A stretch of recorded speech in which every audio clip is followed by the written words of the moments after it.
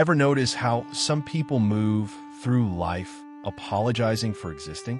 They say sorry when someone else bumps into them, speak softly, shrink a little when they talk, like they're trying not to take up space.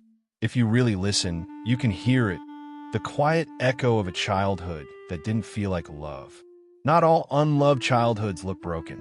Sometimes there's no yelling, no violence, just silence. A home that felt safe on the outside but cold on the inside. Parents who were there, but not really there. When that happens, a quiet lesson seeps in. I guess I'm not worth the warmth. Psychology calls it attachment theory, the blueprint your brain builds for love. When affection didn't feel safe back then, your nervous system remembers. So even now, when someone loves you, part of you flinches. You wait for it to end, sabotage it, or quietly assume it's a mistake. It's not because you want to ruin love. It's because you were trained to believe you don't deserve it. That's what childhood emotional neglect does. It doesn't just hurt once. It rewires the way you expect the world to treat you. You grow up calling yourself too independent. But independence born from survival isn't freedom. It's armor.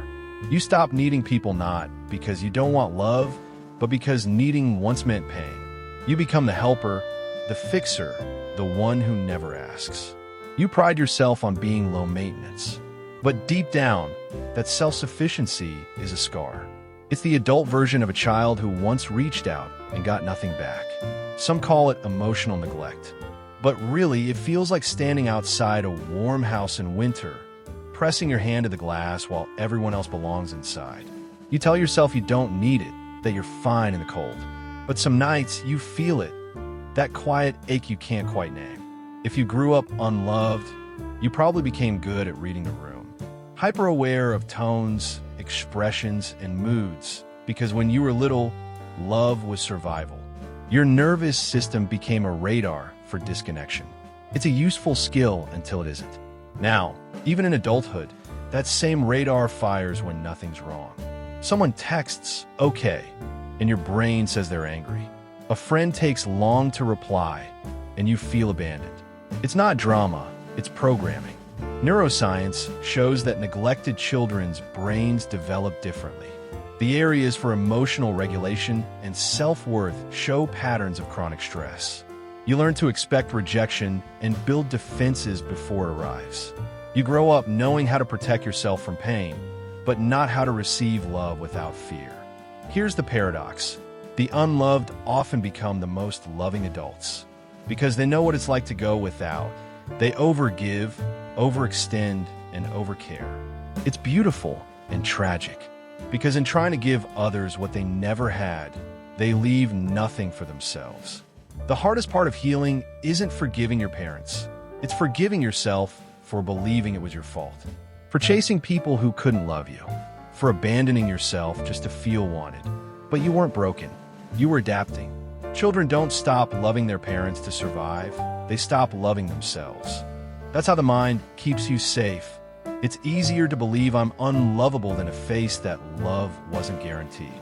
That belief hides in your achievements, your relationships, your drive. You chase approval like oxygen, not for success, but for belonging. You tell yourself you're ambitious, but sometimes ambition is just a disguised ache.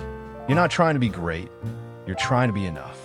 It shows up everywhere, in the way you overthink texts, downplay pain, or smile when you want to cry. You learn to wear calm like armor because it once kept you safe. But that emptiness you feel isn't proof you're unlovable. It's proof you were wired for love, and something essential was missing. The human brain literally depends on love to grow. Without emotional warmth, it stays on alert, always waiting for rejection. So when you say, "I don't trust easily," or "I don't get attached," that's not personality. That's defense. You built walls because love once felt unpredictable. Healing doesn't mean tearing those walls down overnight. It means understanding why they're there and slowly teaching your body that love can be safe. It starts small, accepting kindness without guilt, letting silence exist without panic, trusting that peace isn't danger. At first, love feels uncomfortable because safety is new, but each moment of gentleness rewires your nervous system. You realize love isn't earned, it's remembered. It's not something you chase, it's something you return to. The love you missed isn't gone, it just never got expressed. And when you begin to offer it inward, everything changes. You stop seeing yourself as broken and start seeing yourself as someone who adapted. You stop chasing validation and start noticing peace.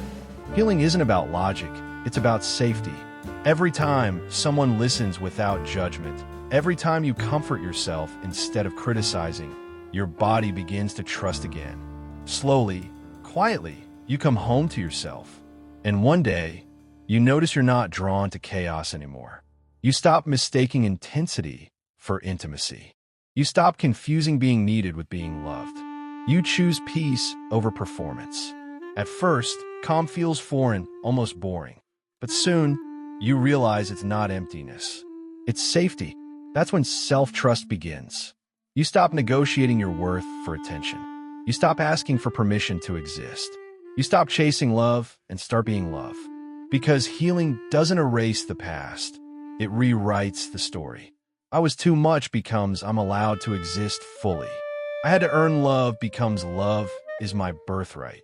If I show my true self, I'll be left becomes the right people will stay. These aren't affirmations, they're reclamations. Acts of rebellion against the old map that said love was unsafe. And maybe that's the quiet superpower of the once unloved. They understand the absence of warmth so deeply that when they find it, they hold it sacred. They'll love harder, listen deeper, and stay softer because they remember the cold. So if you see yourself in this, understand, your craving for love isn't weakness. It's the most human part of you. The fact that you can still love after everything means nothing ever truly took that from you. The child inside you never stopped hoping someone would see them and not turn away. Maybe, finally, that someone can be you.